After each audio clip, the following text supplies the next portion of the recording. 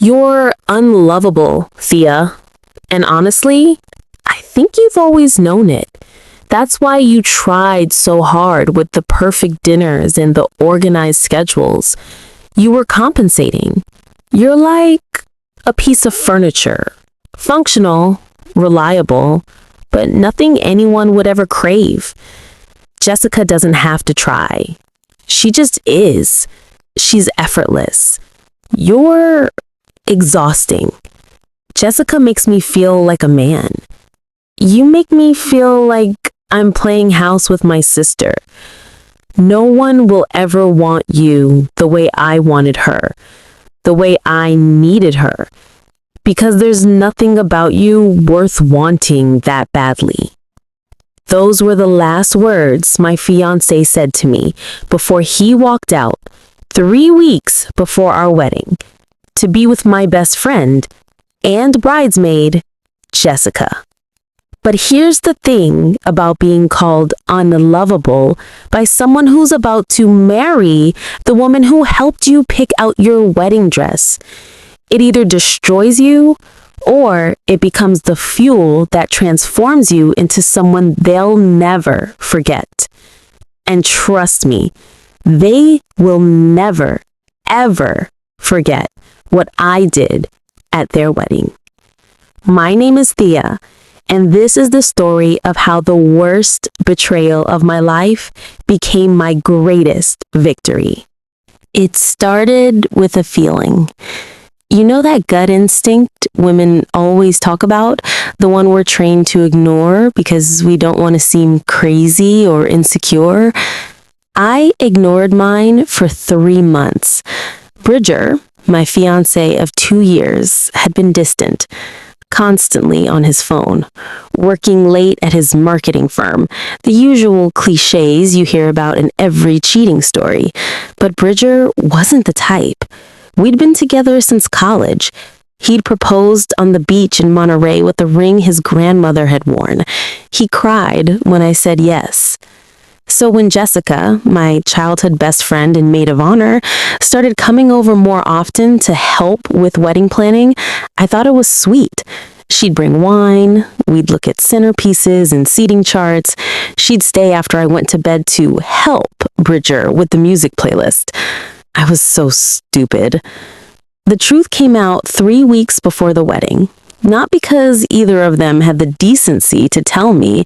No, I found out because Jessica's phone was connected to my car's Bluetooth and a text from Bridger popped up on my dashboard while we were driving back from the florist. Can't wait to wake up next to you every morning. 3 more weeks and we're free. I pulled over so hard the tires screeched. Dia, it's not... Jessica's voice was already breaking. Give me your phone. No, I can explain. Give me your phone. My voice didn't sound like mine. It sounded feral, dangerous. She handed it over with shaking hands, and I didn't even need her passcode. The message thread with Bridger was still open on the screen. I scrolled and scrolled and scrolled. 4 months of messages, hundreds of them. She's at yoga. Come over. Tried on her wedding dress today. All I could think about was taking off yours. Do you think she suspects? No, she's too trusting. That's always been her problem. 4 months. Planning our wedding by day, planning their future by night. Thea, please. Jessica reached for the phone. I yanked it away. Get out of my car. Let me explain. Get out of my car. She did. I watched her standing on the side of the road in my rearview mirror, and then I drove straight home, where Bridger was waiting, probably wondering why his secret lover wasn't answering his texts. I'll never forget the look on his face when I walked in. Not guilt, not shame, relief. You know, he said simply. How long were you going to let me plan a wedding to a man who was sleeping with my best friend? He didn't even have the decency to look away. I tried to love you the way you needed, Thea. I really did, but Jessica, she's different. She's passionate, spontaneous. She's effortless. He paused, and I could see him choosing his next words carefully, or maybe not carefully enough. You're unlovable, Thea. And honestly, I think you've always known it. The air left the room. That's why you tried so hard with the perfect dinners and the organized schedules. You were compensating. His voice was almost clinical now, like he'd been rehearsing this. You're like a piece of furniture, functional, reliable, but nothing anyone would ever crave. I couldn't move, couldn't breathe. Jessica doesn't have to try. She just is. You're exhausting, like I'm constantly managing you, managing us.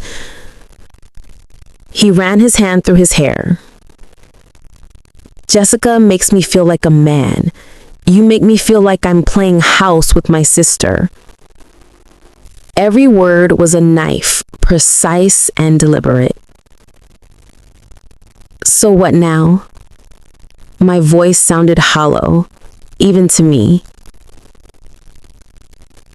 I'm moving out tonight. Jessica and we're getting married. We've already looked at dates. The room tilted. Our date? It's at the same venue. We were able to keep the booking since it's just a name change on the contract. Most of the vendors can transfer everything over. They were stealing my wedding, my dress, my flowers, my future. He grabbed his jacket from the back of the chair, already packed, I realized. He'd planned this moment down to the minute. At the door, he turned back one last time. No one will ever want you the way I wanted her, the way I needed her. Because there's nothing about you worth wanting that badly. The door closed, and I sat an hour, my apartment, surrounded by white fingers and seating charts, with his words echoing in the silence, completely destroyed. For 2 weeks, I was a ghost. I called in sick to work, ignored calls from family, ate cereal for dinner, cried until I had nothing left. But on day 15, something shifted. I was scrolling through social media, torturing myself, really, when I saw it. Their new engagement announcement. Bridger and Jessica kissing in front of the fountain at Riverside Park. The same fountain where he'd asked me to be his girlfriend 7 years ago. The caption, "When you know, you know. Wedding date set for 6 weeks from today. Can't wait to marry my soulmate." 6 weeks? They'd moved my wedding date up by 3 weeks. Probably couldn't wait to make it official. Hundreds of likes, dozens of comments from mutual friends who had no idea what had really happened. "You guys are perfect together. Finally a couple that makes sense. Love wins." And that's when I felt it. Not sadness anymore. Rage. Pure, crystalline rage that burned away everything soft inside me and left something harder. Something focused. I had 6 weeks. 6 weeks to transform myself so completely that they would choke on their happiness. I wasn't going to fall apart. I was going to rise up so spectacularly that they would regret ever making me feel small. If you're enjoying Thea's story of turning pain into power, subscribe to Nestor Tells, where every ending is just the beginning of something better. I started immediately. Joined the gym the next day, not to get revenge hot, though that would be a bonus, but because I needed to feel strong again, powerful, in control of something.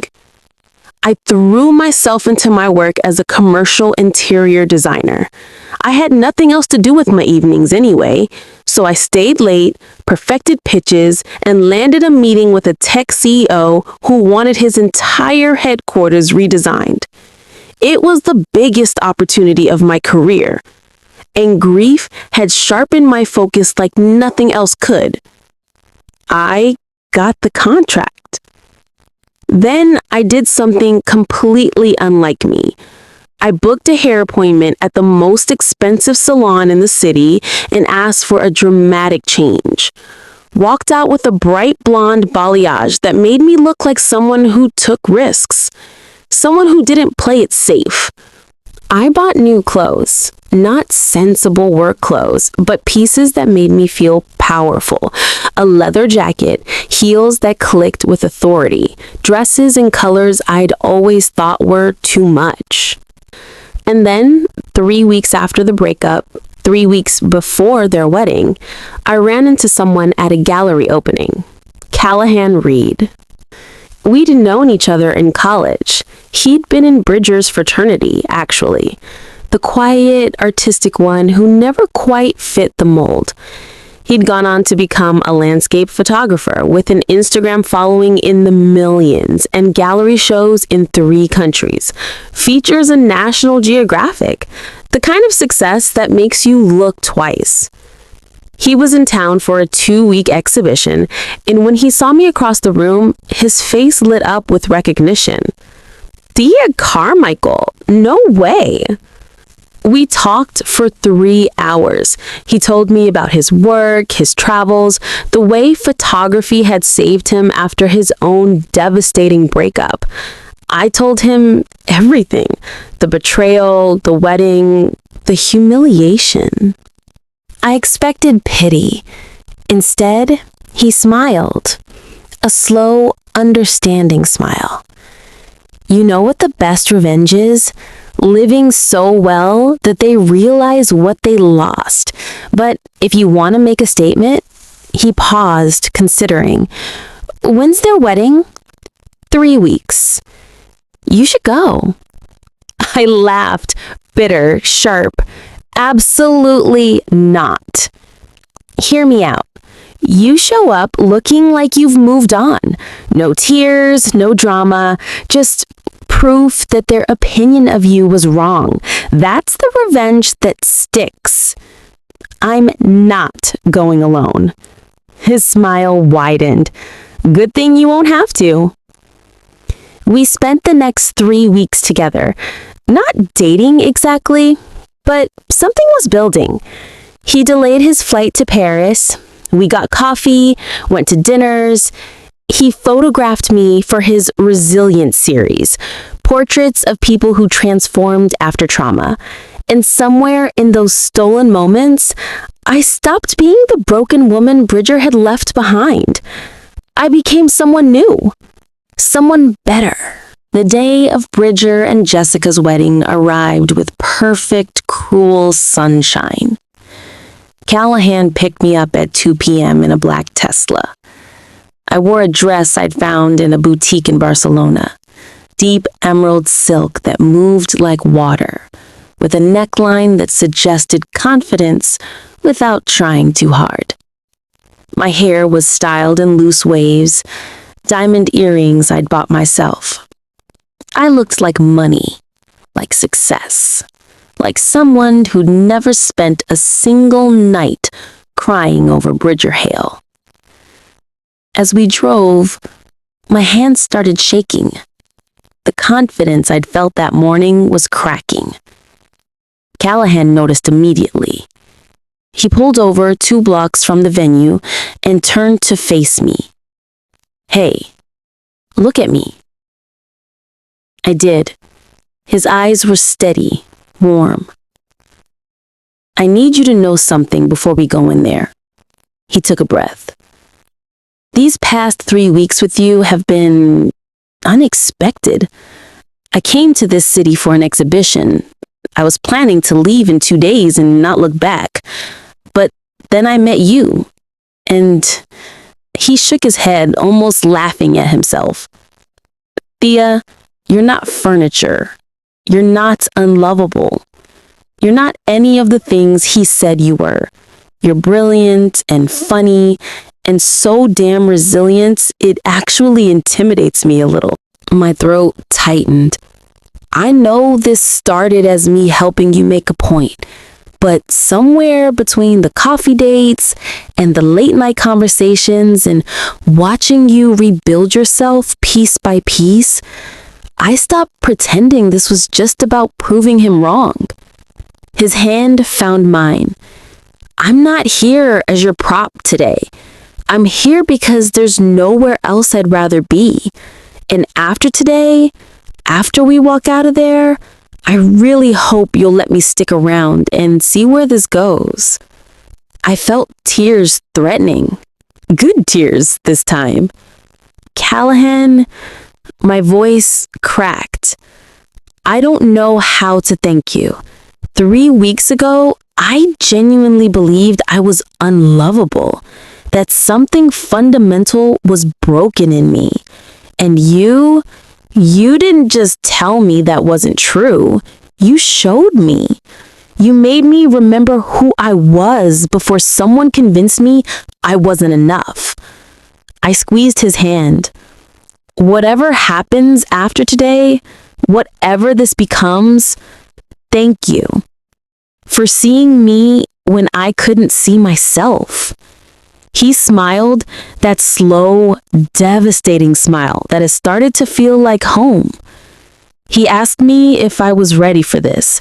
As we pulled up to the venue, my venue, the one I'd chosen, at the Ashworth Estate with its sprawling gardens and string lights. I looked at him, really looked at him, at this man who'd rearranged his entire life for someone he barely knew 3 weeks ago, who'd stayed when he could have left, who showed me that being wanted wasn't something I had to earn through perfect dinners and organized schedules. It was something I deserved just by being myself. I'm ready to make them realize they were wrong about me. He lifted my hand to his lips, pressed a kiss to my knuckles. They already were. Now, let's make sure they know it. We walked in during cocktail hour. I'd timed it perfectly, late enough that most guests had arrived, early enough to make an entrance. The conversation near the entrance died first. Then it spread like a wave through the garden, heads turning, whispers starting, because everyone there knew the story. Small town, big scandal. They'd all heard some version of what happened. And now, here I was, walking in with Callahan Reed, gorgeous, successful, famous Callahan Reed on my arm, looking like I'd never been happier in my life. I saw Jessica first. She was near the bar in her wedding dress. My wedding dress, the mermaid cut lace bound with the illusion back. Her face went white. Actually white. Then Bridger turned around. The glass he was holding slipped from his fingers. It shattered on the stone patio, champagne pooling at his feet. He just stared at me, at Callahan, at the version of me he'd never believed could exist. "Thea?" His voice cracked. "Bridger, congratulations." My voice was steady, warm even. I'd practiced this moment. "The venue looks beautiful. I always knew it would." Jessica appeared at his side, latching on to his arm. "You weren't invited." Actually, I pulled out my phone, showing her the Instagram post she made, a public post with the venue location and a caption about all who love us celebrating with us. How inclusive. Callahan extended his hand to Bridger. Good to see you, man. Been a while. Bridger didn't take it. He was still staring at me like I was a ghost. You look different? I supplied. I am. Turns out being called unlovable was the wake-up call I needed. So thank you for that, really. Who is this? Jessica's voice was shrill now, drawing more attention. You don't remember Callahan? I asked smoothly. We reconnected a few weeks ago. He's been wonderful, actually. We're flying to Iceland next week for his next photography project. I'm going to be in some of the shoots. This wasn't entirely true. We were friends, nothing more. Though there was something building between us, but they didn't need to know that. Bridger's jaw tightened. So you just moved on. Just like that? Just like that, I echoed. Turns out when you stop letting someone convince you that you're not enough, you discover you've always been more than enough. You just needed someone to see it. I let my eyes drift to Callahan, who played his part perfectly, looking at me with unmistakable warmth. We should go find our seats. Enjoy your wedding, truly. As we walked away, I heard Jessica hiss something at Bridger, sharp, angry, the sound of insecurity taking root. We stayed for 2 hours, long enough to be seen, to be photographed, to watch Bridger's eyes follow me around the room during his first dance with Jessica. Long enough for me to dance with Callahan under the same string lights where I'd once imagined dancing with Bridger. Long enough for half the reception to pull out their phones. I noticed it first when we were at our table, guests not so subtly angling for photos with Callahan in the background. A bridesmaid whispered to her date while showing him her phone screen, eyes wide. 2 groomsmen were clearly scrolling through Callahan's Instagram, comparing the photos to the man sitting 30 feet away. Is that Callahan Reed, the photographer, the one who shot that National Geographic cover? Oh my God, it is. Who's the woman with him? That's Bridger's ex, the one he left for Jessica. A pause. Then, wait, he left her for this? Is he insane? 3 of Bridger's fraternity brothers approached our table, and it was almost comical how they completely ignored me to focus on Callahan. Reed, holy shit, man, didn't know you'd be here. Callahan stood, shook hands, played it cool. Yeah, came with Thea. He slipped his arm around my waist, pulling me close. The gesture was protective, possessive in the best way. One of them, Marcus, I remembered, finally looked at me. Really looked at me.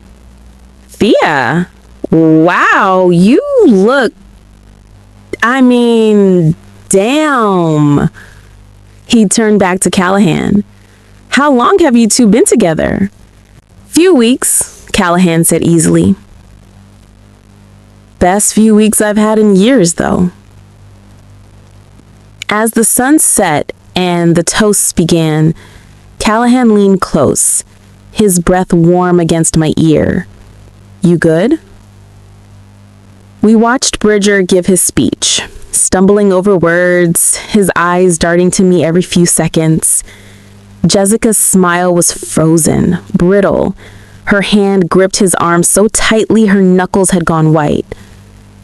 You know what's funny? I whispered. Back 3 weeks ago, I would have given anything to have him look at me the way he's looking at me right now. Callahan's hand found mine under the table, fingers interlacing. And now? I turned to face him. Our faces were inches apart, and in the golden hour light with string lights beginning to glow overhead, he looked like something out of one of his own photographs. Beautiful. Real. Present. Now I realized I was looking at the wrong person the whole time. He made me feel like I had to shrink myself to be loved. You make me feel like I can take up all the space I want. Something shifted in his expression. Heat mixed with tenderness. "Thea Carmichael," he murmured, his thumb tracing circles on my palm. "I'm gonna kiss you right now, and every single person in this room is going to see it, including him. Is that okay?" My heart hammered against my ribs. More than okay. He kissed me slowly, deliberately, not for show, though it certainly made a statement, but because in that moment, surrounded by the ruins of my old life, I was building something new. When we pulled apart, I caught a glimpse of Bridger across the reception. He'd stopped mid-sentence in his toast. His face had gone pale. Jessica was tugging on his sleeve, saying something sharp and urgent.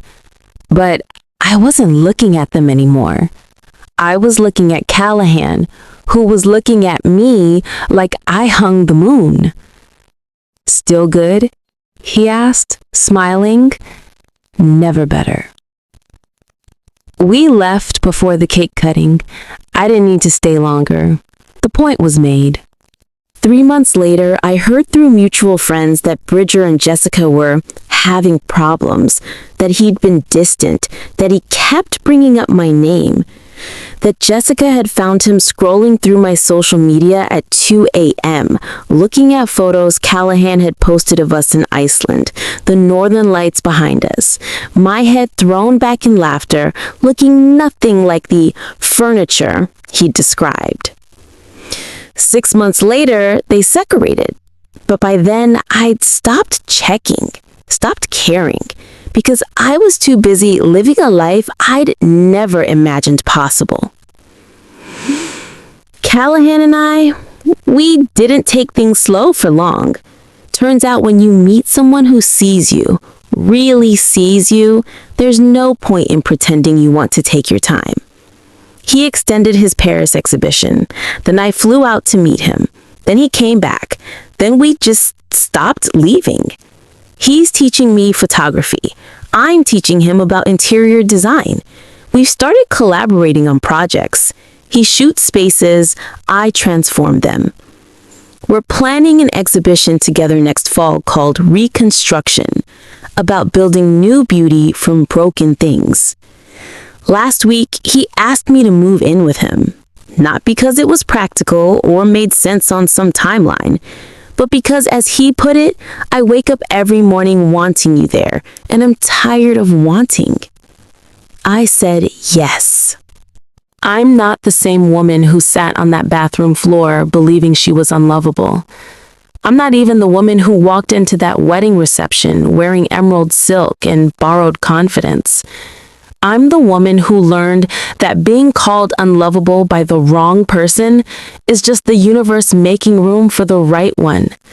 I'm the woman who realized that furniture was never the insult. Settling for someone who saw me that way was. I'm the woman who proved that the only opinion that ever mattered was my own. And that, more than anything, is the victory that lasts. Because here's the truth they don't tell you about revenge. The sweetest kind isn't about making them regret losing you. It's about you never regretting losing them. If my story taught you anything, I hope it's this. When someone calls you unlovable, remember, they're really just showing you they're incapable of loving properly. The right person won't make you feel like you need to change. They'll make you feel like coming home. Thanks for listening to my story. I'm Thea, and this is Nestor Tales, where every betrayal is just a plot twist, not the ending.